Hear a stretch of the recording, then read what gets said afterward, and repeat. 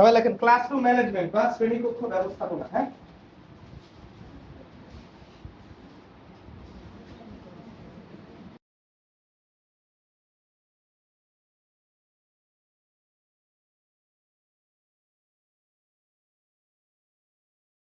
আচ্ছা, শ্রেণীকক্ষ ব্যবস্থাপনার জন্য আমাদের বসার জায়গা প্রথমে ঠিক করতে হবে। আমাদের বসার জায়গা এই আকৃতি না? জি স্যার। এই আকৃতিতে কাটকে কোন দিকে বসে? ডানে শিশু বাম পেছনে টুক, এরকম বসে নাকি? না স্যার, কিভাবে? এটা করে বসেছি। আরে ওরে তো রানী শিশু আমি হচ্ছে ওয়ান, আমরা সামনে শিশু, তারপরে ওয়ান, তারপরে টু, এই লাস্টে টু, আর সামনে দিয়ে হচ্ছে শিশু, তারপরে মাঝে দিয়ে ওয়ান। কেন আপনাদের তিনটা সারি হয়? না স্যার, আশেপাশে কিন্তু এভাবে শিশু করে বসে শিশু, তারপরে মানে যদি আমাদের শিশু থাকে তাহলে ও মানে এদিক থেকে শিশু। হ্যাঁ স্যার, এবার উপর তিনজন, এবার তিনজন, শিশু ছয়জনই সামনে। ম্যাডাম যদি এটা ওকে করে থাকে ওকে। আচ্ছা দেখো, আমি যেটা বলছি, আমি যেটা জানি হ্যাঁ, আমি জানি হচ্ছে আমি যদি টিচার হই, ডানে শিশু বামে ওয়ান পেছনে টু, ঠিক আছে? আচ্ছা, ডানে শিশু হচ্ছে এই যে আমার ঠিক থেকে ডানে, আচ্ছা ম্যাডাম যদি থাকে ওখানে, ধরো ওখানে থাকলে ওনার কাছে এটা ডান হবে, এটা শিশু, এটা ওয়ান আর পেছনে টু। আর সবচেয়ে আমরা মনে রাখবো, হ্যাঁ হ্যাঁ হ্যাঁ হ্যাঁ হ্যাঁ, আমাদের মাথায় রাখতে হবে ওয়ান আর শিশু পাশাপাশি শ্রেণীতে, এই জন্য পাশাপাশি বসলে মারামারি করতে পারে। হ্যাঁ, এই কারণে একটা মাঝখানে দূরত্ব রাখতে হচ্ছে। আর দ্বিতীয় শ্রেণীর শিক্ষার্থীরা একটু বড়, মাথায় উঁচু, তাই জন্য তারা দূরে থাকলেও দেখতে পাবে। আমাদের বসানোর ক্ষেত্রে অবশ্যই লক্ষ্য রাখতে হবে সামনে ছোট, তারপরে যাতে বড় শিক্ষার্থী থাকে। মানে যার মাথা বড় সে পিছনে পড়বে, যার মাথা ছোট ধরে পড়ে তুই কিন্তু মাথা একদম ছোট, সে ওয়ান বা শিশুর একদম শুরুতেই পরেই থাকবে। ঠিক আছে? মানে আমি এই যে আজকে যে সমস্যাটা হচ্ছে, এই রহিমা আপার কারণে তাদের নাম আমি দেখতে পাচ্ছি, আরিফা আপা, তারপরে একটু মাঝে মাঝে দেখতে একটু কষ্ট পাচ্ছেন, কারণ লম্বা মানুষ। উনি যদি ওই জায়গায় বসতেন, মাসমা আপার কাছে বসতেন, মাসমা যদি এখানে হতো, কারো কোনো সমস্যা হইতো না। তাহলে বোঝা গেল যে যিনি একটু মাথায় নিচু তাকে সামনে বসিয়ে দিলাম, আর যিনি একটু মাথায় লম্বা তাকে কিছু মাঝে মাঝে। আচ্ছা, ওটা পরে আসছে। বসানোর জায়গাটা ঠিক রাখতে হবে। দুই, পানির ব্যবস্থা। তাহলে বসার জায়গা, এটা বলিও যায় আমরা লিখি কথা থেকে। পানির ব্যবস্থা, শিক্ষার্থীরা প্রায় 2 ঘন্টা থাকবে আপনার কাছে। আমরা আশা থেকে কোনো ধরনের পানির ওই টাঙ্কি মাঙ্কি কিছুই দেই না। আমাদের এক সিনিয়র স্যার প্রস্তাব দিয়েছিল, কিন্তু দুর্ভাগ্যক্রমে কেন্দ্র থেকে এখনো পাঠায়নি। তাই নিজেদের জগ বা ঘড়া বা কলস রাখার চেষ্টা করি। অনেক বলেছেন যে মানে কোনো ব্যক্তিকে যদি পানি খাওয়ায়, যে যাকে খাওয়ায় যদি নেকি হয়, মানে খায় আপনি তার পুরো খাওয়ার জন্য একটা নেকি পাবেন। খুব সুন্দর হাদিস আছে আমাদের মধ্যে, সে উত্তম নিজে খাওয়া। আর আমাদের নেপে ডিজি এটা বলেছে যে তোমরা মানুষকে যদি খাও তাহলে একে তো তোমরা, ও কিন্তু ওর রুচি খেয়ে গেল, মানে আপনার ওর খাওয়ার কারণে আপনার রুচি কমবে না। আপনার ও যে খেলো এজন্য আল্লাহ আপনাকে অন্য দিক থেকে রুচি দিয়ে দেবে, মানে আপনার রুচির কমতে আল্লাহ করবে না, ও রুচিও খাবে। উল্টা আপনার ভেতরে, আপনার রুচিতে, আপনার কর্মে বরকত দেবে। কেউ কাউকে খাওয়াইলে রুচি কমে না, আপনার রুচি তো, ওর রুচিটা ও খেয়ে দেয়, ওটা আপনার বরকত রেখে থাকে। বলেছেন তোমরা জাহান্নামের আগুন থেকে বাঁচো খেজুরের আটির সাদা অংশ দিয়ে বলো। খেজুরের আটি তো মূল্য নাই, তার উপরে আবার সাদা একটা আঁশের মতো আছে, এটা দিয়ে বলো। মানে খুব অল্প পরিমাণ সাদাকা করে হোক বা খাওয়িয়ে হোক বা দান করে বলতে পারো। যাই হোক, আমরা বোঝাতে চাচ্ছি আপনাদের কেন্দ্রে আশা এখনো পর্যন্ত কিছু দেয়নি, তবে দেওয়ার জন্য আমরাও চেষ্টা করছি বা ওদের থেকেও চেষ্টা করছি। আমরা হয়তো অদূর ভবিষ্যতে তার আগ পর্যন্ত নিজেরা একটা গ্লাস বা জগ বা একটা ঘড়া রাখলে আপনাদের ক্ষতি নাই, নাকি আছে। 3, স্বাস্থ্য বিরতি। এই যে আপনাদের মাঝে মাঝে গ্যাপ দিচ্ছি, হ্যাঁ, একটা সেশন থেকে আরেকটা সেশনে যাওয়ার জন্য। এই ভাষাটা আমি আশা থেকেই শিখেছি, স্বাস্থ্য বিরতি। জানতাম হচ্ছে এমনি একটা বিরতি, কিন্তু এটা বলে স্বাস্থ্য বিরতি, মানে ওয়াশরুমে যাওয়া, পানি টানি খাওয়া। আমাদের শিক্ষার্থীদের, আমার বিশেষ করে প্রথম শ্রেণী, দ্বিতীয় শ্রেণীর শিক্ষার্থীরা, শিশু শ্রেণীর শিক্ষার্থীরা আসার পরে এই এক বলতে থাকে। আমাদের নিয়ম করে দিয়েছি 9টা থেকে 9:30 পর্যন্ত সিভিল অ্যাসেম্বলি প্লাস এমনি ফাঁকার সময়। অ্যাসেম্বলি সর্বোচ্চ 20 থেকে 25 মিনিট, 20 মিনিট হয়, বাকি 10 মিনিটে পানি ভরা, ওয়াশরুমে যাওয়া শুরু করলো। প্রথম পিরিয়ডে মানে প্রথম ঘন্টায় কোনো ধরনের ওয়াশরুম রাখা নাই। আমি যারা আপনাদের বোঝাতে চাচ্ছি, আপনারা হয়তো নিয়ম করে ফেলতে পারেন যে আমার এখানে প্রথম আসছো শুরু হচ্ছে 3টায়, 3:30 পর্যন্ত কোনো ওয়াশরুম নাই। 3:30টার পরে 1-2 করে যাওয়া শুরু করবে। ঠিক আছে। 2, আমরা আমাদের ওয়াশরুম আশা থেকে দেই না, ইভেন আশা থেকে ল্যাট্রিন রিনেরও ব্যবস্থা নাই। সেক্ষেত্রে আমরা শিক্ষার্থীদের উপযোগী হয় সেটা কাঁচা পাকা, আমরা আল্লাহর রহমতে বাংলাদেশে এখন আর তেমন কাঁচা টয়লেট নাই, পাকা হোক বা আধা পাকা হোক, শিক্ষার্থীদের ব্যবহার উপযোগী যাতে থাকে।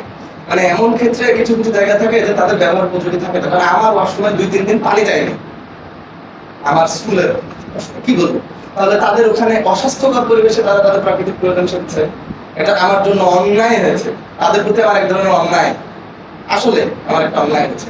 তো যাই হোক, আপনাদের চেষ্টা থাকতে হবে আপনাদের বাড়ির যে জায়গাটা সেটা অন্তত পক্ষে তাদের ইউজেবল, ব্যবহারযোগ্য যাতে পানিটা যাতে থাকে, অন্তত পক্ষে দরজাটা যাতে লাগাতে পারে, হ্যাঁ, তারা সত্যি সত্যি যাতে এই করতে পারে, বুঝতে পারে, এরকম একটা কথা আপনাদের হালসা কথা বলেন যে যাবেন।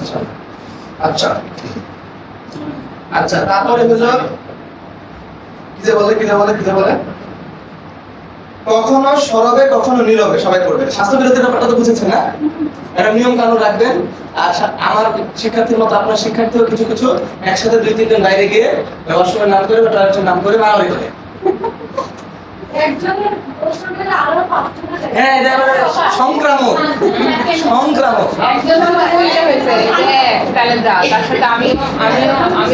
এইরকম ব্যাপারগুলো একটু লক্ষ্য রাখবেন। প্রয়োজনে আপনাদের কিছু দলনেতা তৈরি করে দিতে পারেন, সে যাতে ওই বিরতির সময়টায় নিয়ন্ত্রণ রাখে। 4 হচ্ছে যে আমরা যখন পাঠ করবো, সরব পাঠ নীরব পাঠ একসাথে করবো, আমরা সবসময় এটা মনে করবো না যে হচ্ছে ক্লাসে চেঁচামেচি করা মানে খারাপ। শিশু শ্রেণী 1-2 এরা অনেক সময় চিৎকার চেঁচামেচি করে কথা বলবে। তো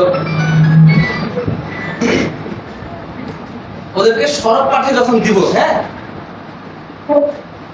আমার উদ্দেশ্য যাতে সিদ্ধ হয়।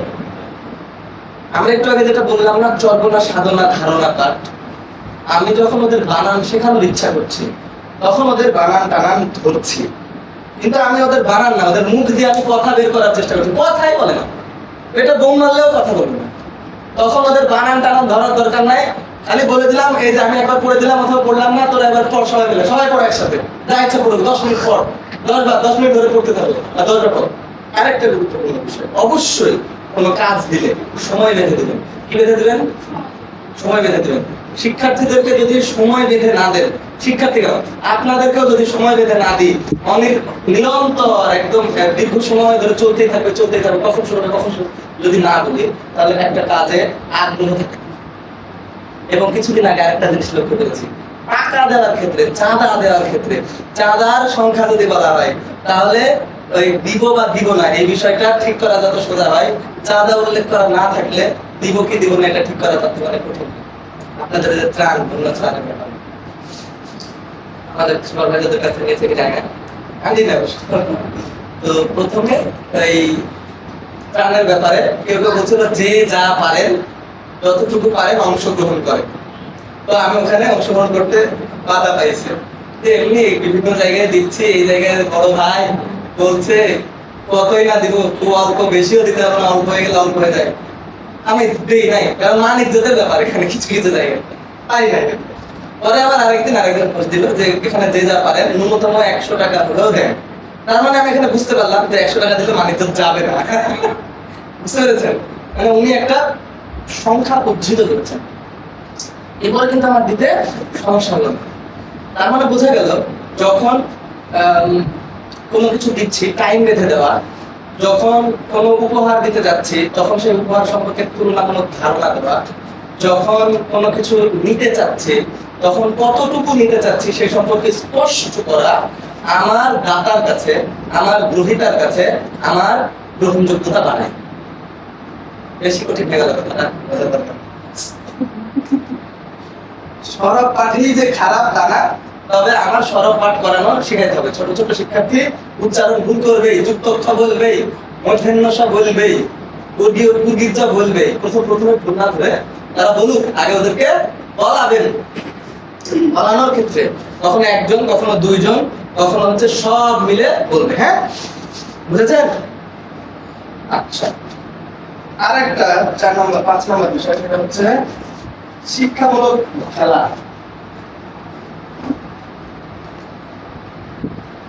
আমরা আজকে অনেকগুলো শিক্ষামূলক খেলা দেখলাম, কালকে কিছু শিক্ষামূলক খেলা সম্পর্কে বলেছি।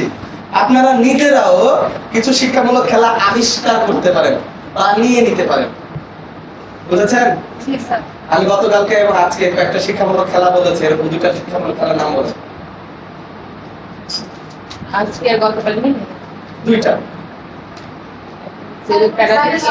লাল পাতা সবুজ পাতি বালিশ খেলা রোড়ি ওঠো গুড গুড, খুবই সুন্দর, অসংখ্য ধন্যবাদ। এটা আপনারা সবাই পারেন এইরকম। আচ্ছা, তারপরে হচ্ছে আপনার শিক্ষামূলক খেলার ব্যাপারটা গেল। অবশ্যই আপনি যে জায়গায় আছেন আমার লক্ষ্য রাখতে হবে প্রাকৃতিক পরিবেশটা যাতে আমি ইয়ে করতে পারি, ব্যবহার করতে পারি। আমাদের কিন্তু ক্লাসরুমে পড়াতে হবে এটা বলা নাই, ভাষা শেখার কর্মসূচির জায়গাটা হবে খোলামেলা, জায়গাটা হবে খোলামেলা। আমরা যদি ঘরের উঠানে না পারি, বৃষ্টি হলে ঘরের উঠান বেস্ট, কিন্তু বৃষ্টি না হলে আমার ওই খোলা গাছতলাই বেস্ট। আওয়াজ টাওয়াজ হবে, প্রকৃতির মধ্যে মিলিয়ে যাবে। আমি যাতে শিক্ষার্থীদের আলো বাতাসে থাকবো, ওখানে কোনো বিদ্যুতের লাইট ফাইট কিচ্ছু লাগবে না। হ্যাঁ, তার মানে আপনার এটা লক্ষ্য রাখতে হবে। ওটাই বলছি, প্রাকৃতিক পরিবেশের ব্যাপারটা যখন আপনি নিয়ে যাবেন, পরিবেশের নিরাপত্তার ব্যাপারটা লক্ষ্য রাখতে হবে, স্বাস্থ্যগত ব্যাপার এবং নিরাপত্তার ব্যাপারটা।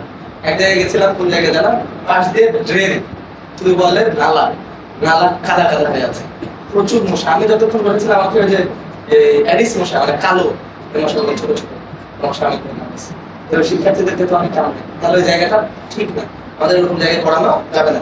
জায়গায় যদি এরকম হয়, আমি কিভাবে শ্রেণী কক্ষ নিয়ন্ত্রণ করবো? আচ্ছা, তারপরে হচ্ছে আরেকটা, একঘেয়েমি করা যাবে না। আপনাদেরকে কখনো আমি যদি একঘেয়েমি করে ফেলি, মানে একই নিয়মে প্রত্যেকদিন পড়াচ্ছি, একঘেয়েমি কাটানো, বুঝতে পারছি? ক্লাসরুমে আমি একই গতিতে একই ধরনে আমি ক্লাসে পড়াবো না। একঘেয়েমি যদি লাগে তাহলে শিক্ষার্থীদেরকে আমি উদাসীনতা থেকে কোনোভাবেই রক্ষা করতে পারবো না। তারা উদাস হবেই, তাদের শরীর এখানে থাকবে, মন চলে যাবে নানির বাড়ি, মন চলে যাবে নাটক বাজারে, মন চলে যাবে পাটল বেলে, তাদের ভিতরে, বুঝেছেন? তাহলে আমার ক্লাসরুম ম্যানেজমেন্টে বসার জায়গা ঠিক রাখতে হবে, পানির ব্যবস্থা রাখা উচিত, স্বাস্থ্য বিরতির ব্যাপারটা ঠিকঠাক রাখতে হবে, পাঠের সময় সরব পাঠ হলে সবাই যাতে ঠিকভাবে পড়ে। যখন আমার উদ্দেশ্য ঠিকভাবে পড়া, তখন সবাইকে বলতে হবে, যে পড়ছে না তার কাছে গিয়ে তুই বলো, ভুল ভ্রান্তির সমস্যা নাই, সবাই যাতে বলে। আর শিক্ষামূলক খেলা খেলাইতে হবে প্রয়োজনে, প্রাকৃতিক পরিবেশের ব্যাপারে ধারণা রাখতে হবে, সচেতন থাকতে হবে। একঘেয়েমি কাটানো, এই শিক্ষামূলক খেলাটা একঘেয়েমি কাটানোর জন্য ব্যবহার করতে পারে, মানে একটা বিষয় থেকে আরেকটা বিষয়ে যাওয়া থাকে, ঠিক আছে?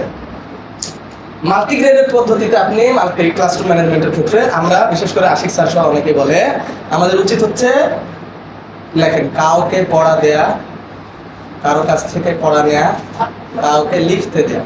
তিনটা শ্রেণী না? তিনটা শ্রেণীর, কাউকে পড়া দেয়া, হ্যাঁ, কারো কাছ থেকে পড়া নেয়া, কাউকে লিখতে দেয়া।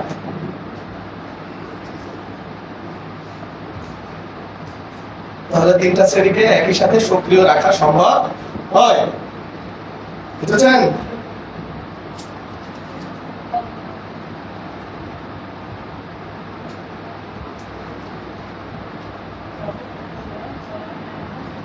তাহলে কাউকে পড়া দেয়া, কারো পড়া নেয়া, কাউকে লিখতে দেয়া, তাহলে তিন শ্রেণীকেই আমরা ব্যস্ত রাখতে সক্ষম হই।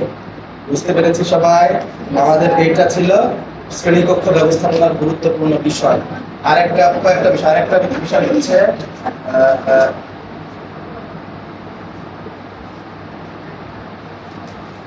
সবসময় ইতিবাচক মনোভাব এবং ইতিবাচক কার্য প্রয়োগ, এটা পারে না? সবসময় ইতিবাচক মনোভাব পোষণ। শিক্ষার্থীরা দুষ্টামি করছে, যেমন তারা খুব মারতে চাচ্ছে বা খুব লাফাতে চাচ্ছে, 2 মিনিট সময় দেন, তোমরা এই 2 মিনিট যত খুশি লাফাও। 2 মিনিট মারামারি করতে ইচ্ছা হচ্ছে, ঠিক আছে, নিজেরা মারামারি করলে তো লাগবে।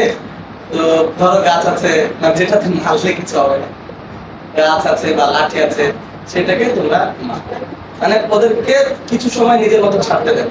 আমি একটা কোচিং সেন্টারে যখন পড়তে যাই, ওনারা বলেছিল, তোমরা এত ভালো কেন? আমি আসবো, দেখবো যে তোমরা এই ভাষা শেখার জন্য, নতুন একটা ভাষা শেখার জন্য গেছি, এই ভাষা শেখার জন্য নিজেরা ভাষা দিয়ে একজন আরেকজনকে দিয়ে এত ঝগড়া করছো যে আমার এখানকার সব চেয়ার টেবিল ভাঙা থাকবে, মানে নিজেরা ঝগড়া করবো এই ভাষায়। তোমরা তো অনেক ভদ্র। যাই হোক, মানে আমি বলতে চাচ্ছি ওদেরকে নিয়ন্ত্রণ করার ক্ষেত্রে একটা কৌশল হতে পারে। ধরেন আপনি পড়ছেন, পড়াচ্ছেন, বলছেন, 2-4 জন কথা বলে যাচ্ছে। এটা একটু বেশি, এখন যে পদ্ধতিটা বলবো এটা বড়দের জন্য বেশি প্রয়োগ করা যায়। আমি গতকালকে ধরেন ওই যে 2 আপা কথা বলছি, আমি তখন জাস্ট ওনাদের দিকে তাকিয়ে বলবো আচ্ছা ঠিক আছে, ওই আপাদের জন্য সকলের জন্য 2 মিনিট কথা বলার বিরতি, 2 মিনিট তোমরা নিজেদের পাশে তোদের সাথে কথা বলো। না আমি একটু উদাহরণ দিচ্ছি। এটা যদি বলি তাহলে আপনাদের 2 মিনিট কথা বলার ধরেন বিরতি দিলাম, মনের সুখে 2 মিনিট কথা বললেন, দেখবেন 2 মিনিটের কথা শেষ, তারপরে ঠিকই আপনাদের অ্যাটেনশন আমার দিকে। মানে কিছু সময় তারা যা করতে চাচ্ছে ওদের মনের ভাবটা বোঝার চেষ্টা করেন। বৃষ্টি আসছে, বৃষ্টিতে ভিজতে চাই, আমার ক্লাসের কিছুদিন দেখছি খুব চোখে মুখে বৃষ্টিতে ভেজার জন্য খুব জল করছিল, ভিজতে পারলে খুব খুশি হবে। বললাম যেও না, তারপরে দেখছি যে যাইটা খুব করে চাই, যাও। বেশি না, 2 থেকে 4 মিনিট ভিজলাম, খুব বেশিক্ষণ। বেশি বৃষ্টি আসার সময় নিজেরাই ওই কয়েক মিনিট ভেজার জন্য তাদের খুব ভালো লেগেছে।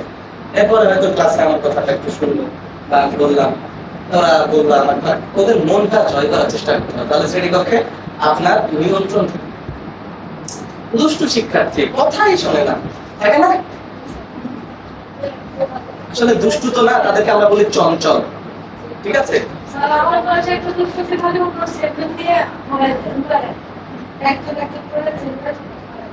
এইরকম প্রবণতা যদি থাকে,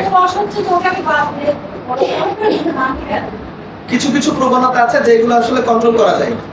এটা আমার ব্যক্তিগত মত, শিক্ষা বিজ্ঞান এটা বলে না যে হচ্ছে বাদ দিয়ে দাও। আমার ব্যক্তিগত মত হচ্ছে যদি না পারা যায় তাহলে এদের বলে দুষ্টু করে চেয়ে সুন্দর বাদ দিন, যদি না পারা যায়। তবে আশা বলে বা হচ্ছে ইনক্লুসিভ এডুকেশন, একীভূত শিক্ষা যে মূল কথা, তারা বলে যে মানুষ সবাই সমান না, সবার ধারণ ক্ষমতা এক না, বিভিন্ন জন বিভিন্ন ভাবে আসে, বিভিন্ন ধারণ ক্ষমতা নিয়ে আসে, সবাই একভাবে শিখবে না বা সবটুকু শিখবেও না। তো কাউকে এলিমিনেশন বাদ দেওয়া যাবে না, সবাইকে নিয়ে আমাদের চলা শিখতে হবে। আচ্ছা, যে একটু দুরন্ত আছে, চঞ্চল আছে, ধরেন তাকে দিয়ে বেশি চঞ্চলের কাজ, বেশি উঠানামা করতে হবে, বেশি বার যাইতে হবে, এরকম কাজ দিলেন। ওকে দলীয় কাজ দিলেন, ওকে শিশু শ্রেণীর ওয়াশরুম যাচ্ছে, ওয়াশরুমে তারা যাতে পারামারি না করে, ঠিকভাবে লাইন ধরে যায়, একটু দেখতে পাঠাইলেন। তাকে মানে এমন কাজ দিলেন যাতে ও নিজে অনার্ড ফিল হয়। না, এটা আপনাদের চিন্তা ভাবনা করতে হবে আপনি কোনটা দিবেন। যে কাজটাতে ও মনে করবে যে আমাকে ম্যাডাম খুব ভালো প্রশংসা করলো, কিন্তু আলটিমেটলি আপনি এরকম সাজা দিলেন এবং আপনার একটা কাজ আদায় করে নিলেন ওকে দিয়ে। ভালো একটা অনুভূতি আনার জন্য ম্যাডাম ভালো শিখালে আমি এটা করবো, এটা তার হয়ে গেল। তারপরে মাঝে মাঝে শিক্ষার্থীদেরকে উপদেশমূলক গল্প বলবেন, লাইফ হিস্ট্রি, জীবন গল্প। মানুষ জীবন গল্প খুব পছন্দ করে, হ্যাঁ, না হলেও তাদের কাছ থেকে একটু শুনতে চাইবেন। জীবন গল্প দিয়ে তাদেরকে আসলে ক্লাসে কানেক্ট করার বা এই যে উপদেশগুলো দেওয়ার চেষ্টা করবেন। আর শাস্তি আমরা বলি যদিও যে শাস্তি অনুচিত, তবে কিছু ক্ষেত্রে মৃদু শাস্তি দেওয়া লাগে। শাস্তিটা এমন হবে যাতে করে হচ্ছে ও খুব বেশি অপমানিত বোধ না হয়। একটা শিশু শিক্ষার্থীর আত্মসম্মান বোধ প্রখর, ঠিক আছে? মানে অন্য বন্ধুর কাছে তাকে খুব বেশি অপমান করা হলে তার খুব গায়ে লাগে, তবে তাদের ভুলে যেতে বেশি দেরি হয় না, তবে আত্মসম্মান বোধ প্রখর। আপনারা শিশুদেরকে সম্মানবাচক কথা দিয়ে কথা বলার চেষ্টা করবেন। তারা খুব খারাপ করলেও সবসময় উৎসাহ দিবেন, হ্যাঁ, তাদের সাথে শত্রুতামূলক কাজ করবেন না। মনে রাখবেন, আমি যখন রেগে যাই, রেগে একটু করে ফেলি, কঠিন করে ফেলি, কিন্তু রেগে গেলে কঠিন করে ফেলো, পরে এবার একটু সামলায় ফেলবেন। আমার আপনি বলে সম্বোধন করতে বলেছেন যিনি, উনি ভালো বলেছেন, খারাপ বলছি না। তবে শিশু শ্রেণীর শিক্ষার্থীরা, বিশেষ করে আমাদের অঞ্চলে, রাজশাহী আপনার চাপে নেওয়া, আমাদের অঞ্চলে আপনি বলে শিশু শ্রেণীদের সাথে হৃদ্যতা বাড়ে না। হৃদ্যতা মানে সম্পর্কের টানটা বাড়ে না, তুমি বললে সম্পর্কের টানটা বাড়ে, ভালোবাসাটা বাড়ে। এটা বিশ্ববিদ্যালয় লেভেলে বা কলেজ লেভেলে আপনি বলা, কারণ বিশ্ববিদ্যালয়ে সবাই শিক্ষিত, সবাই স্কলার, আমরা হচ্ছে জুনিয়র স্কলার, আর আমাদের শিক্ষকরা হচ্ছে সিনিয়র স্কলার। মানে ওখানে জ্ঞান সৃজনের জন্য আমরা গেছি, সারা 12-14 বছর ধরে আমরা জ্ঞানের জ্ঞান কিভাবে অন্বেষণ করতে হয় শিখে গিয়ে ওখানে বিশ্ববিদ্যালয়ে মূলত নতুন জ্ঞান শেখার জন্য গেছি, যেখানে শিক্ষক হবেন সহায়ক, আমরা তাদের সাথে হাতে হাত মিলিয়ে কাজ করবো। অতএব সবাই স্কলার, শিক্ষকদের উচিত হচ্ছে আপনি বলে কথা বলা, এবং সলিমুল্লাহ খান সহ বড় বড় মানুষ আপনি বলে কথা বলে, ঠিক আছে? বিশ্ববিদ্যালয় লেভেলে পারফেক্ট। তা আমাদের স্কুল লেভেলে আমরা যদি আপনি বলি সম্পর্কের টানটা বাড়ে না। আমি পরামর্শ দিই তুমি বলার, এটা আরো ভালোভাবে বুঝেছি।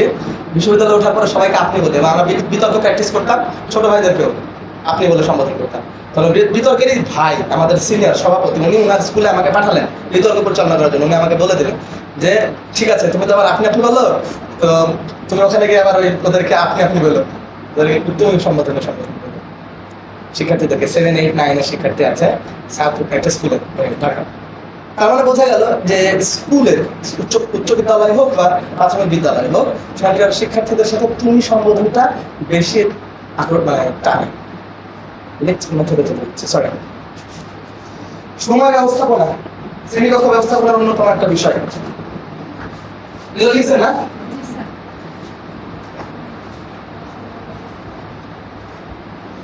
ঘুম আসছে কার কার? সবার?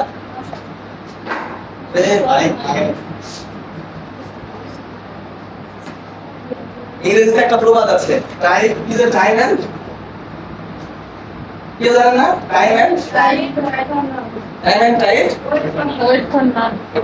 মানে সময় এবং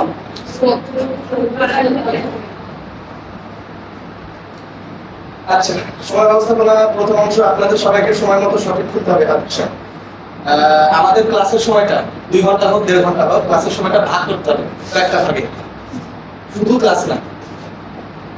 জীবনে যদি যখন কোথাও বক্তব্য দিতে যান, কথা বলতে যান, আপনার অতিথি বাড়িতে আসছে, 2 মিনিট কথা বলা চলবেন, বউ দেখানোর জন্য মানে বর দেখতে আসবে, তখন আপনাকে এই কয়েকটা বিষয় মাথায় রাখতে হবে, অবশ্যই বলতে হবে। অভিবাদন সম্ভাষণ, সালাম বিনিময়। অভিবাদন সম্ভাষণ মানে সালাম বিনিময়, হ্যাঁ। তারপরে কুশল বিনিময়, কেমন আছেন, আসতে সমস্যা হয়নি তো, যাত্রাপথ ঠিকঠাক ছিল কিনা, অল্প কথা। এরপরে পূর্ব অভিজ্ঞতা যাচাই,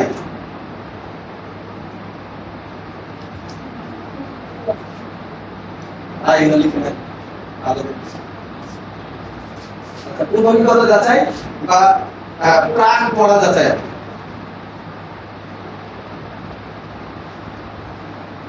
মানে আমি আজকে যে জিনিসটা পড়াবো, আমার তো ধারণা আছে সে ব্যাপারে ওর কোনো পূর্ব অভিজ্ঞতা আছে কিনা, বা তোমরা এই বিষয়টা জানো কিনা, আচ্ছা কারো বলা তোমরা জানো কিনা, তো জিজ্ঞেস করি। এইবার মূল কাজ, পাঠ উপস্থাপন বা বক্তব্য উপস্থাপন। যারা বক্তব্য দিবেন, মূল বক্তব্য, ভালো লাগা মন্দ লাগা এই বিষয়।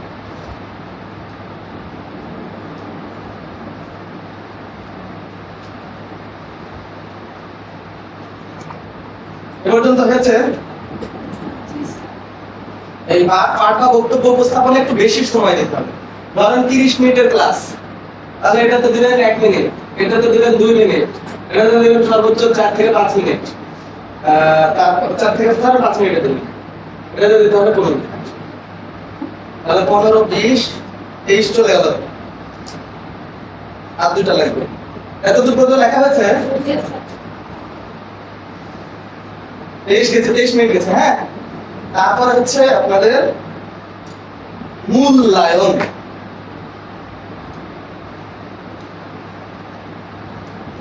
এরপরে হচ্ছে পুনরাবৃত্তি।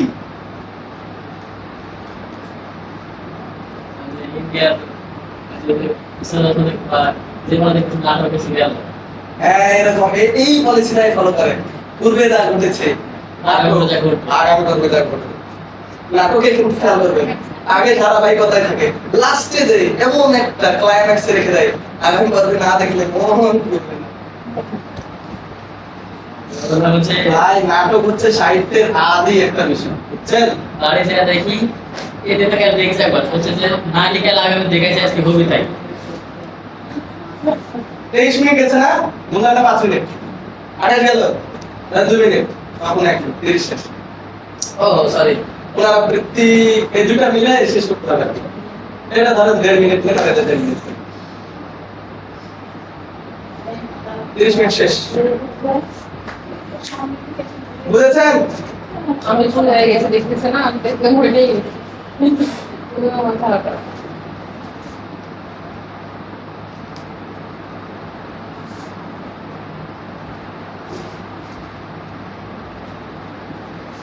প্রথমটা ছিল সম্ভাষণ, আসসালামু আলাইকুম দিলাম, কুশল বিনিময়, আলহামদুলিল্লাহ আল্লাহর অশেষ রহমত আজকে আসতে পেরেছি। তারপরে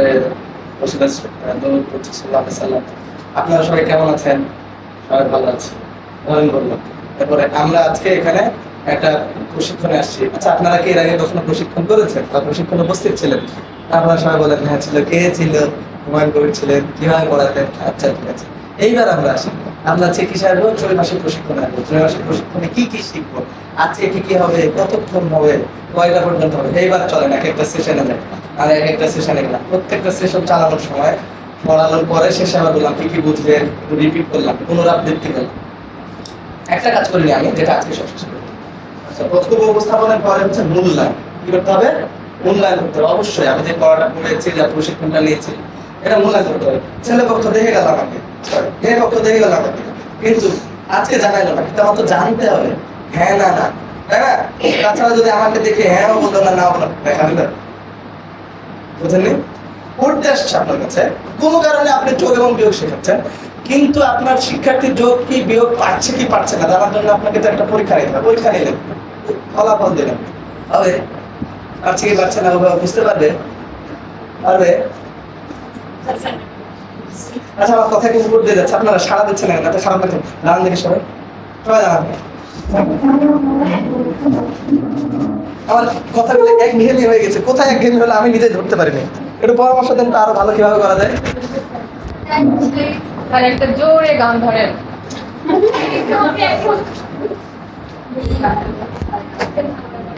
আমি কি ব্যাখ্যা বেশি দিচ্ছি, মানে ব্যাখ্যা আরো কম করে দেবো? তাহলে পয়েন্ট দেখা তো দিতেই হবে।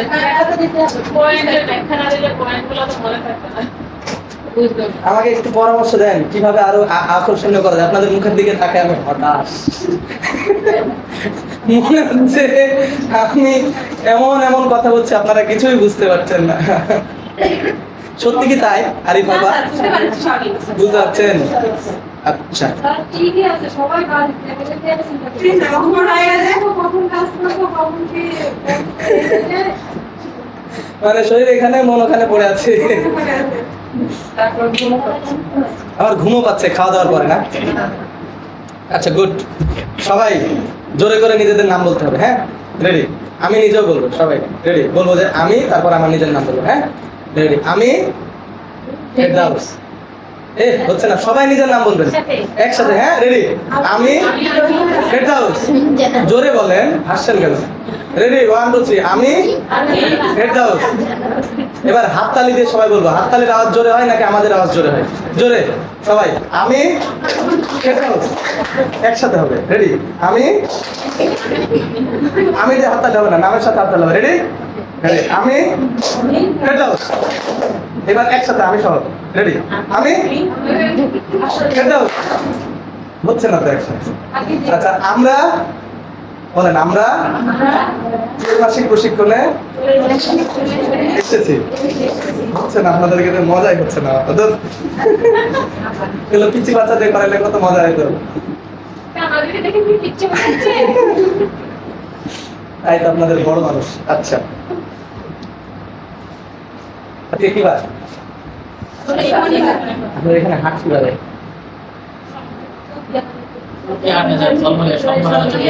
চুকিয়াতে হাট নাই? ঝলমলিয়াতে হাট করতে যায়? এত দূর? সোমবার বৃহস্পতি আর হচ্ছে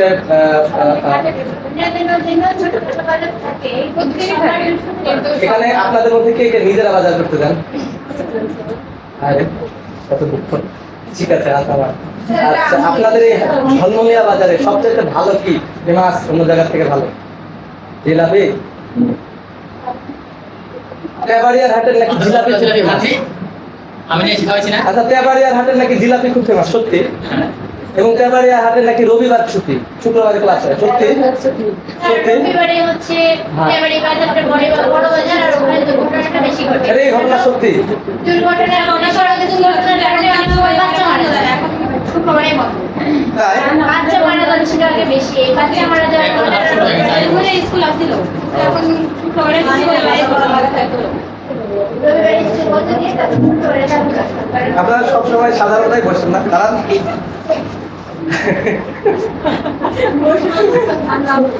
এই যে আমি এতক্ষণ ধরে দাঁড়ায় আছি, মাঝে মাঝে যে দেখা হচ্ছে, বুঝছেন না দাঁড়ায় আর কষ্ট কি।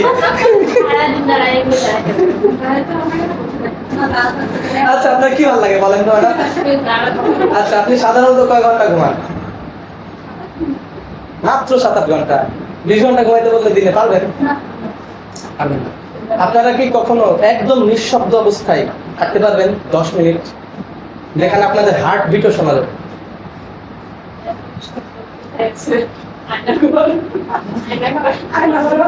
আচ্ছা আয়না ঘরেও থাকতে পারবেন না, নিঃশব্দ মানুষ থাকতে পারে না 2 মিনিট 8 মিনিট মনে হয়।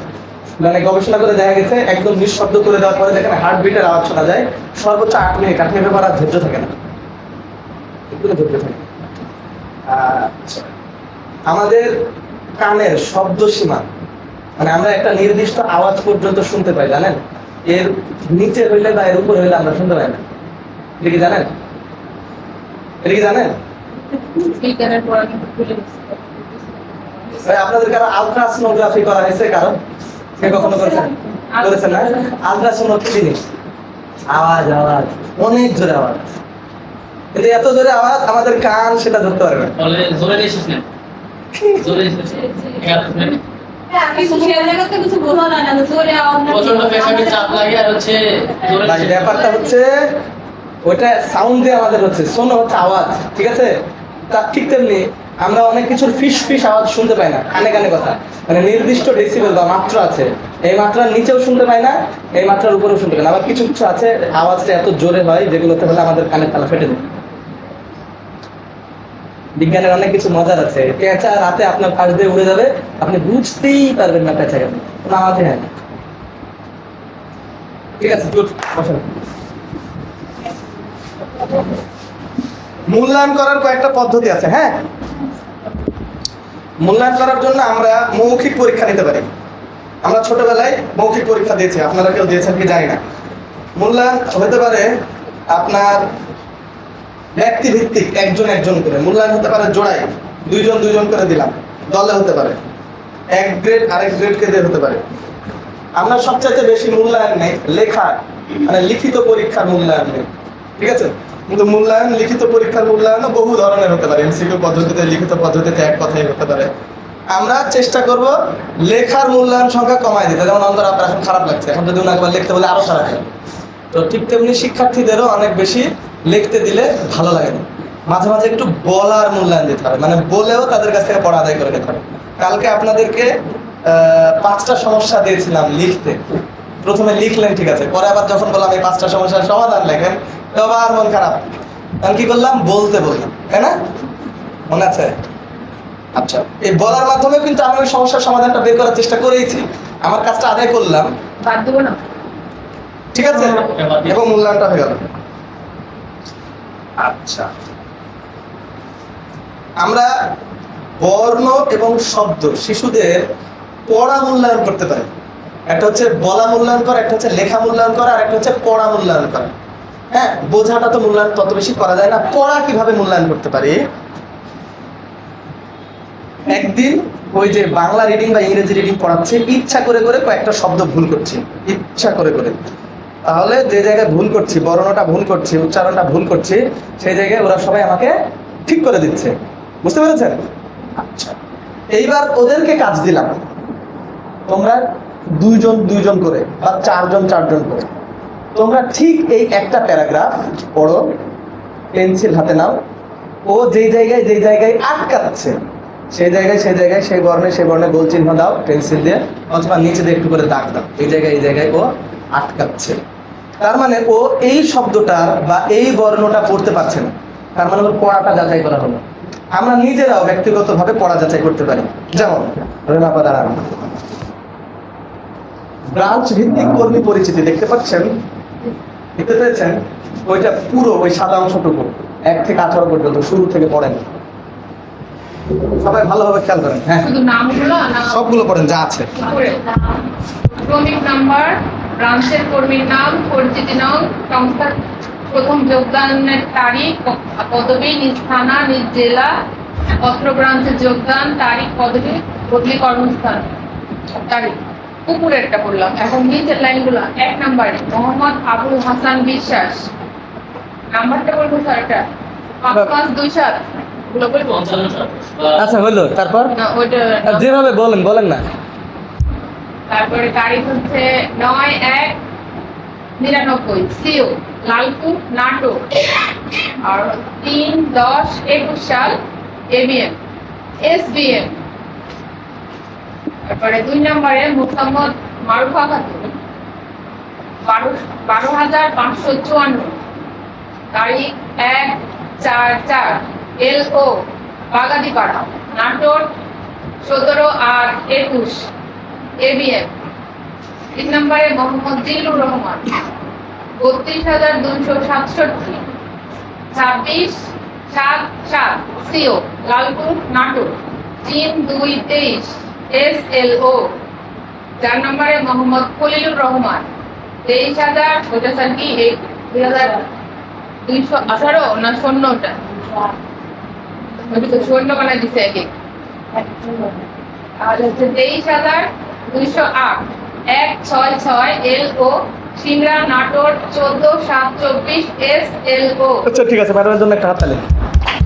ধন্যবাদ। মূল্যায়নের এটা একটা মাধ্যম, ভালো করলে পুরস্কার দেওয়া, ভালো করলে পুরস্কার দেওয়া, ইতিবাচক নেতিবাচক, নেতিবাচক ইতিবাচক, যাই হোক, তবে নেতিবাচক এর চাইতে আমরা ইতিবাচক প্রেষণা বা পুরস্কার দেব। মূল্যায়ন করার পরে আমাদের কি দিতে হয়? পুরস্কারও দিতে হয়। ওনার এতক্ষণ পড়ার মধ্যে কে কে কি ভুল ধরতে পেরেছেন বলেন? ম্যাডাম কি কোনো ভুল করেছে?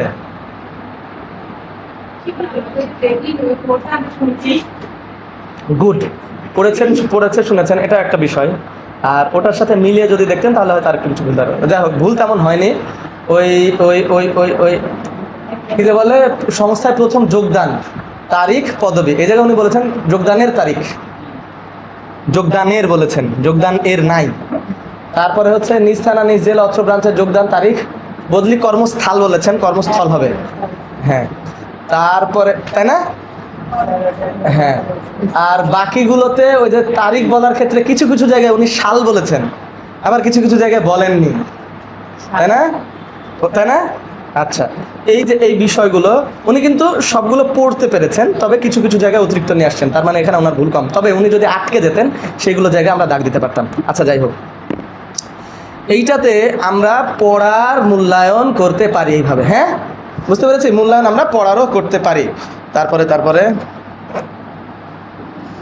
যেই জায়গায় ভুল করছি, যেই জায়গায় আমার শিক্ষার্থীরা মূল্যায়ন করার পরে পারছে না, সেই জায়গায় আমার পরবর্তীতে কাজ করতে হবে। আমি যে ওনাকে বুঝাইতে পারলাম না, বা আপনাকে বুঝাইতে পারলাম না, বা ওকে বুঝাইতে পারলাম না, তাহলে এই ব্যর্থতাটা আমার। ঠিক আছে, আমার পরবর্তী ক্লাসে ওকে পুরস্কৃত করেছি, ঠিক আছে, বাকি যে পারেনি তাকে ওইটা নিয়ে কাজ করতে হবে। ক্লিয়ার? তাহলে আমার শ্রেণীকক্ষ ব্যবস্থাপনা আস্তে আস্তে স্বাভাবিক হবে। মনে রাখবেন, একটা ক্লাসে সকল শিক্ষার্থী কখনোই আপনাকে ভালো শিক্ষক বা ভালো শিক্ষা সেবিকা হিসেবে মনে করবেন। কেউ না কেউ আপনাকে আপনার পদ্ধতিতে অসন্তুষ্ট থাকবে, হয়তো সমানভাবে সবাই হবে না। আবার মনে রাখবেন, আপনি যতই খারাপ শিক্ষক হন, খারাপ শিক্ষা দেন, কেউ না কেউ আপনাকে খুবই পছন্দ করবে, হয়তো আপনাকে আপনার পদ্ধতিটাকে, হ্যাঁ, আপনাদের পদ্ধতিকে হয়তো ওই একটা শিক্ষার্থী, আপনি যতই খারাপ হন, আপনি ক্লাসে আসেন না তাও ভালো লাগে, ওই স্যার আসে না, পরীক্ষায় ভালো না থাকে। আমাদের এক স্যার ছিল, তত বেশি ক্লাস নেয় না, অল্প ক্লাস নেয়, কিন্তু পরীক্ষায় ক্লাস দেয়, খুব ভালো এই স্যার। আচ্ছা, আমাদের এখন একটা টেন্ডেন্সি হয়ে গেছে, পরীক্ষা মানে মূল্যায়ন কেন্দ্রিক, মূল্যায়ন নির্ভর হোক, মূল্যায়ন নির্ভর হোক, মূল্যায়ন করেন, পরীক্ষা নেন। তবে আমাদের মানবিকতা বা মানসিকতা এমন হয়ে গেছে, পরীক্ষায় ঠিকই পাশ করছে, কিন্তু ওই ছেলে পাশ করে চুরি করার সুযোগ পাইলে চুরি করতে ছাড়ছে। আমি ফেরদাউস আশাদের থেকে যদি একটা গাড়ি বানাই ফেলতে পারতাম নতুন 4 চাকা ধরে, তাহলে কিন্তু আমি শুধু ছাড়তাম। বুঝতে পেরেছেন? কি একটা বাটপার এক জায়গায় আছে, সে মনে করেন কেন্দ্রতে 15টা কেন্দ্র সব শিক্ষা সেবিকাকে বলেছে কোনো সমস্যা নাই, স্যার যেদিন আসবে সেদিন আমি ফোন করে দিব, শুধু সেই দিন 20 জন কোনো রকম জোগাড় করে টাকা পড়াবি, বাকি দিনগুলোতে হাটের দিন আছে, হাজিরা খাতা হাতের দিন এসে দিয়ে যাবে। হাটের দিনে আমি সব প্রত্যেক দিনে ধরেন 3 দিন পরে হাট, এই 3 দিনে আমি 2টা বা 3টা কেন্দ্র দেখেছি, হাজিরা খাতায় লিখে সাইন করে রাখবো। এক হাটে এরা খাতা দিয়ে যাবে, তারপরে পরের হাটে নিয়ে যাবে, এরা নিয়ে যাবে, এরকম করে জাস্ট ও কোনো কেন্দ্রে যায় না, কোনো কেন্দ্র চলে না। শিক্ষা অফিসার যখন আসে তখন 4-5টা কেন্দ্র দেখায়, শিক্ষার্থী আছে সব আছে পারে। শিক্ষা অফিসার চলে গেছে, মনে করেন কোনো শিক্ষা কেন্দ্র চলে না, প্রত্যেকটা শিক্ষা সেবিকা বাড়িতে বসে থেকে মনে করেন 1035 টাকা পায়, বিনিময়ে শিক্ষা সুপারভাইজারকে উপরি 500 টাকা করে দেয়, মানে খালি 500 টাকা পায়। শিক্ষা সুপারভাইজার বসে বসে 500 টাকা পায়, সকল শিক্ষা সেবিকার কাছ থেকে 500 করে হলে কত হয় 7,500 টাকা, আবার ওর বেতন 10,000 টাকা, 17,500 টাকা পায়। কোনো কেন্দ্র চলে না, শিক্ষা অফিসার এসে দেখে সব ঠিকঠাক, কিন্তু বাস্তবে কোনো শিক্ষার্থী নিয়মিত করে না, যা পরে ওই টিউশনি করে ম্যাডাম। এইরকম ঘটনা আসার আছে আমি জানি। রাজশাহীতে নাই ভাই, রাজশাহীতে খারাপ না, রাজশাহী নাটক নাই, উত্তরবঙ্গে নাই। আচ্ছা এগুলো করেন না আপনারা, আবার আমি কি শিখাই দিচ্ছি আপনাদের শিক্ষা অফিসার যদি ধরতে পারে চাকরি ওর উপর লেগে এখানে দিলে না। এমনিতেই যদি এই আমাদের মুভমেন্টে বা হচ্ছে আমাদের স্টেজে যদি ফাঁকা থাকে এই লাল কাল দিয়ে দেয়, আর হচ্ছে যদি একই ফাঁকা থাকে নিয়ে দিয়ে খেলা চলে যাবে। এই ম্যাডামের খুবই কঠিন, খুবই কঠিন। আচ্ছা পড়া সুন্দর করার জন্য এই যে ম্যাডামের পড়াটা খারাপ না, তারপরে মাসুমা আপা আজকে খবর পড়তে চাইলেন নিজ আগ্রহে, কারণ কি ওনার নিজেরও শখ আছে, এবং বিশ্বাস করেন ওনাকে বলেন উনি কিন্তু এককালে বা কোনোদিন খবর পড়া খুব শখ করেছেন, তাই না? এটা তো এমনি আসে না, কারণ একটা শখ থেকে বা ধারণা থেকে আসে। যারা ভালো লাগে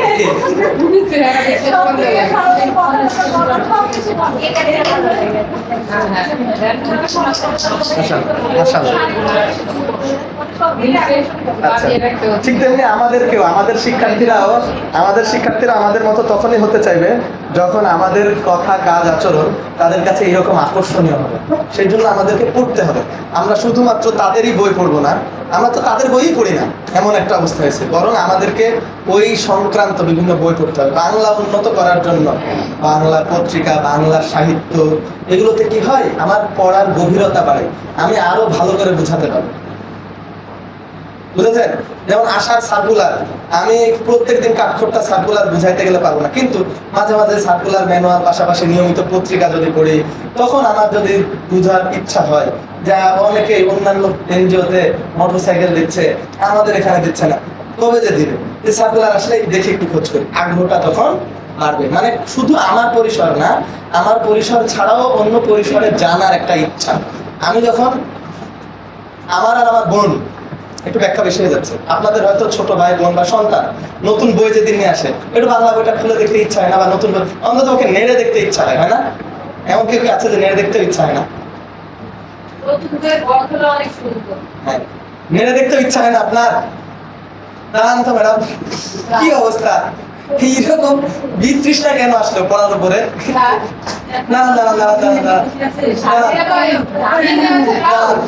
জীবনে প্রচুর পড়াশোনা করছেন, এরকম হয় যাদের পড়াশোনা প্রচুর, বুঝছেন, জীবনে খুব ইচ্ছা তাদের যে কোনো মতে চাকরি পাই, সবগুলো বই বস্তা বন্ধ করে পার করবো, বিশেষ পড়া সারাদিন রাত 18 ঘন্টা 16 ঘন্টা করতে হতে আছে। আপনি কি এরকম পড়াশোনা করছেন? খুব এখন কিসে পড়ছেন? হয়ে গেছে, মানে আপনি কিছুদিন পরে বিয়ে পাশ হয়ে যাবেন।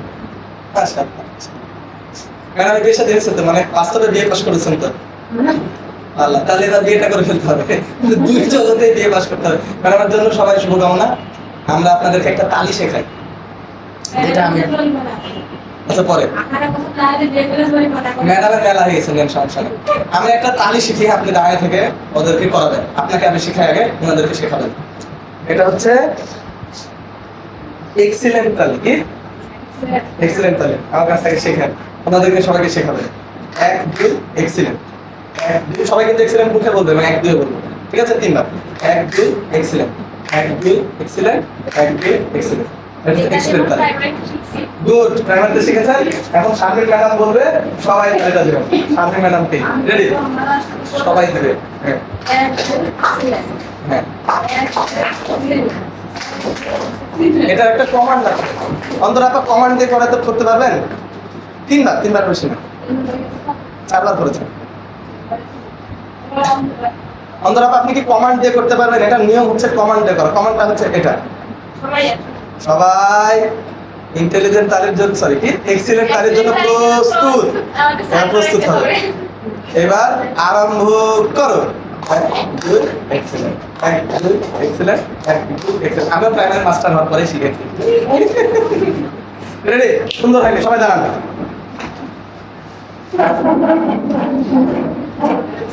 এই তালি জানেন? ব্রাশ তালি জানেন? ব্রাশ তালি, ব্রাশ বৃষ্টি তালি না, এটা জানেন। ব্রাশ তালি জানেন না? না, এই দুটাই শিখাইতে পারছে, সমস্যা নেই। রেডি, সবাই এক্সিলেন্ট তালির জন্য প্রস্তুত। আরম্ভ করো। এক্সিলেন্ট, এক্সিলেন্ট আওয়াজ করেন। এক্সিলেন্ট, এক্সিলেন্ট বলতে হবে। রেডি, সবাই এক্সিলেন্ট তালির জন্য প্রস্তুত। সবাই এক্সিলেন্ট তালির জন্য প্রস্তুত। আরম্ভ করো। এক্সিলেন্ট, এক্সিলেন্ট, এক্সিলেন্ট, শেষ। এবার রাজতালি। হ্যাঁ, রাজতালির জন্য সবাই প্রস্তুত হবে। রাজতালিটা এরকমই 1 2 আমার বাচ্চারা হাওয়া তালি দেয়। ব্যাপারটা হচ্ছে এগুলো কিন্তু শিশুদের কাছে খুব মজার। হ্যাঁ, আর এক্সিলেন্ট তালিতে কেউ ভালো করলে দিতে হয়। এটা যখন তারা বুঝবে এক্সিলেন্ট মানে, তখন তারা বুঝে দেবে এটা ভালো করার জন্য দেয়। এক্সিলেন্ট খুব ভালো, ঠিক আছে? তো তাদেরকে কানেক্ট করা যায়। রেডি, সবাই রাজতালির জন্য প্রস্তুত। আরম্ভ করো। ই ই ই, ঠিক আছে, বসেন। আচ্ছা, মূল্যায়নের ব্যবস্থাটা সবাই ক্লিয়ার হয়েছেন? সবাই বুঝেছেন? আর একটা ব্যবস্থাপনা আছে না, আপনাদের অনেক কেন্দ্রে আসে, অভিভাবক ব্যবস্থাপনা। আসে না সবার কেন্দ্রে? কার কার কেন্দ্রে আসে না? আচ্ছা, অভিভাবক ব্যবস্থাপনায় কি করা যায় বলেন তো?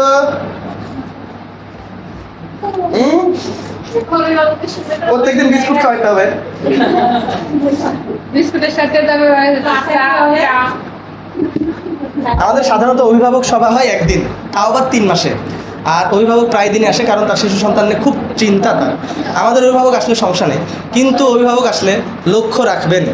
আমিও চেষ্টা করি বলার যে অভিভাবক কেন্দ্রিক যাতে শিক্ষার্থীরা না হয়ে পড়ে। অভিভাবক কেন্দ্রিক হওয়া মানে বসে আছেন আপনি পড়াচ্ছেন, কিন্তু ওই শিক্ষার্থীকে লিখতে দিচ্ছেন। অন্য শিক্ষার্থী, ওর ক্লাসে পড়া শিক্ষার্থী ঠিকই লিখছে, আর ওকে ওর মা লিখে দিচ্ছে। ওকে আসতে বলছেন, ওর মা নিয়ে আসছে, ওর মা সহ ও আপনার বোর্ডের কাছে আসছে। এইরকম যদি হয়, এটা হচ্ছে অভিভাবক কেন্দ্রিক শিক্ষার্থী। এই রকম থাকলে একটু মুশকিল। ওই অভিভাবককে একটু বোঝানোর চেষ্টা করবেন যে দেখেন, হাঁটিতে শেখে না কেহ না খেয়ে আছাড়, পানি না খেলে কেউ সাঁতার শেখে না। তো এই ডায়লগ আমি মারি বেশি। আপনারা আপনাদের সন্তানকে ভালোবাসেন, পছন্দ করেন, ও পারে না, ভয় করে, গুড, খুবই ভালো। আপনারা নিয়ে আসছেন, ওকে বলেন, এই আমি আছি, আমি দেখছি, তুই বন্ধুদের সাথে খেল, আমি পাশেই দাঁড়িয়ে আছি, আমাকে তো দেখতে হবে, ভুলে দেখতে হবে। মানে অভিভাবকদেরকে একটু দূরে বা পাশেই বসার একটা মাদুর দিবেন, বেশি কিছু না। আমার প্রাইমারি স্কুলে কোনো ফ্যান নাই, প্লাস্টিকের পাখা নিয়ে আসে, সব নিয়ে এসে ক্যাথা ব্যথা সব নিয়ে আসে, বসে যায় 2 ঘন্টা ধরে বাতাস টাতাস করে, ক্যাথা টাতাস সেলাই করে বসে থাকে, গল্প করে। 2 ঘন্টা পড়ানো শেষে তারা আবার নিয়ে চলে যায়। শিশুদের, প্রাক প্রাথমিকের শিক্ষার্থীদের টিফিনের বিরতি যখন দেওয়া হয়, তখন ওরা ওই অভিভাবকের কাছে চলে যায়। অভিভাবক সুন্দর করে মুখটুক খুলে দিয়ে, খাইয়ে দিয়ে, মুখটুক ধোয়াই দেয়, মানে পরিষ্কার করে দেয়। তো আপনি অভিভাবকদেরকে এভাবে বলতে পারেন যে আপনারা আসছেন, খুবই ভালো, আপনারা একটু পাশে বসে থেকে ওনাদেরকে একটু ছাড়ার চেষ্টা করেন। আর শিক্ষার্থীদেরকেও আস্তে আস্তে এটা সাহস দিতে হবে যে তোমরা এখানে নিরাপদ।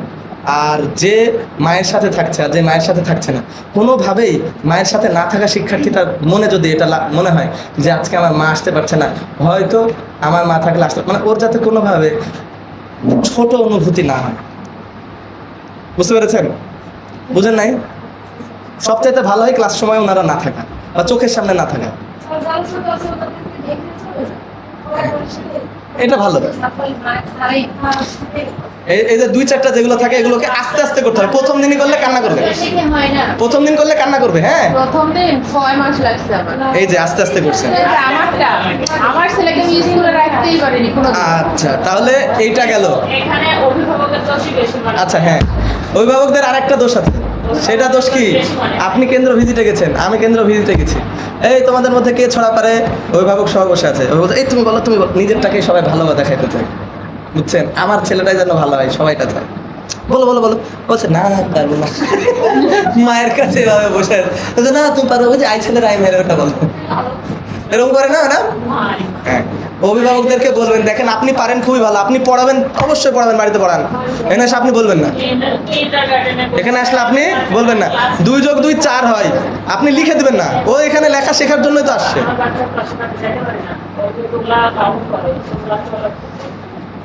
ম্যাডাম বুঝতে পেরেছেন? ক্লিয়ার? আমরা প্রায় শেষের দিকে চলে আসছি। তাহলে আমরা এতক্ষণ পর্যন্ত শ্রেণীকক্ষ ব্যবস্থাপনা সম্পর্কে বললাম। শ্রেণীকক্ষ ব্যবস্থাপনায় আমরা পানি থোয়া হ্যান ত্যান কয়েকটা বিষয় বলার পরে সময় ব্যবস্থাপনা বললাম। সময় ব্যবস্থাপনার বিষয়ে একটা গুরুত্বপূর্ণ অংশ ছিল মূল্যায়ন, মূল্যায়নের ব্যাপারে বললাম। তারপরে এসে অভিভাবক ব্যবস্থাপনা নিয়ে অল্প কিছু বললাম। ঠিক আছে, আপনাদের কেন্দ্রে মারামারি বা কোনো ঘটনা ঘটলে অভিভাবক যদি সামনে থাকে বেটার হয়, এবং আপনি আপনার অভিভাবকদের মাঝে মাঝে কাজেও লাগাতে পারেন। আপনার চুলায় ভাত সত্যি চড়াই দিয়ে রাখছেন, অভিভাবককে একটু পড়াটা দেখতে দিয়ে আপনি চুলার ভাতটা নামাই দিয়ে আসবেন, কোনো সমস্যা নেই। ঠিক আছে? ওই সময় কখনটা রান্না। আমি একদিন একটা কেন্দ্রে গেছি, এখন ওই দিন ওর মেয়েকে দেখতে আসছে বেচারির, ম্যাডাম মানে যিনি পড়ায় তার মেয়েকে। আরেকটা কেন্দ্রে গেছি গত বছর নভেম্বরে, ওই ম্যাডামকেই দেখতে আসছে। বুঝছেন? এখন আমি তো আর জানি না তারা জমজ, বুঝছেন? একদম সেম টু সেম দেখতে, জামাও পরেছে একই। ঠিক আছে, ম্যাডাম ঠিকই পড়াচ্ছে। তারপরে একদল মানুষ বাইরে গেল, তখন ওই ম্যাডামের মা এসে বলছে যে আমার মেয়েকে দেখতে আসছে। তারপরে একটু পরে ম্যাডামটা ঢুকে চলে গেল। আমি একটু পরে বলছি একটু ঘরে বসেন, আজকে আসছে, মানে মেয়ে দেখতে আসছে তো ভালো মন্দ একটু নাস্তা পানি করছে, আমাকে খাওয়াবে আর কি, স্যার গেছে। যদিও এগুলো নিয়ম না, কিন্তু নাস্তা পানি আছে বলে এটা ঢুকতে বলছে। আমি সাধারণত চেষ্টা করি না খাওয়ার, জোর করলেন উনি যে আসেন একটু বসে, কারণ আমার হিন্দু ছিল তো, রাগই করে বসে নাকি। আমার ঢুকলাম, ঢুকে তখন বললো আজকে আমার মেয়েকে দেখতে আসছিল ওরা। আমি যখন ঢুকি ভেতরে দেখি আর সেম টু সেম। আমি তখন বলছি ইয়েকে, সুপারভাইজারকে, ব্যাপার কি, ভেতরে কেন? ও না বাইরে কেবল পড়াচ্ছিল, ভেতরের ঘরে না স্যার ওরা জমজ না। বাইরে দেখি আসলে বাইরে পড়াচ্ছে একজন, ভেতরে একজন। তো ওরা মাঝে মাঝে কাজ করে, মানে 2 বোনই প্রায় একই রকম দেখতে এবং প্রায় কাছাকাছি। তো একজন দায়িত্বে আছে আর আরেকজন পড়ায়। তো কখনো কোনো সমস্যা লাগে একজন পড়ায় আর কি, এরকম। তো বউ দেখতে আসছে, আমি গেছি বলে কি এখন বউ দেখানো ক্যান্সেল, বা ওই দিন কেন্দ্র বন্ধ রাখবে, হুট করে দেখতে আসছে। তো ব্যাপারটা হচ্ছে আপনাদের প্রয়োজনীয় কাজ আমরা করতে নিষেধ করছি না, খুবই জরুরি প্রয়োজন, প্রত্যেক দিন করা যাবে না। প্রত্যেক দিন আপনি কাঁথা সেলাই করবেন, ওইটা রেখে এটা করা যাবে না। কিন্তু জরুরি প্রয়োজনীয় কাজ থাকলে আপনি আপনার অভিভাবকদেরকে, শিক্ষার্থীদেরকে ইউজ করেন, আপনার ছোট বোনকে ইউজ করেন, আপনার যে সন্তান আছে পলিটেকনিকে পড়ে তাকে ইউজ করেন, সমস্যা নেই। কিন্তু আপনি আপনার সন্তানকে দিয়ে নিয়মিত পড়াবেন, আপনি নামে থাকবেন, এইটা করা, বুঝতে পেরেছেন? আচ্ছা, আমরা সহ শিক্ষাক্রমিক কার্যক্রম সেশন শেষ। অল্প কথাই সেরে দিই, লেখালেখি কম।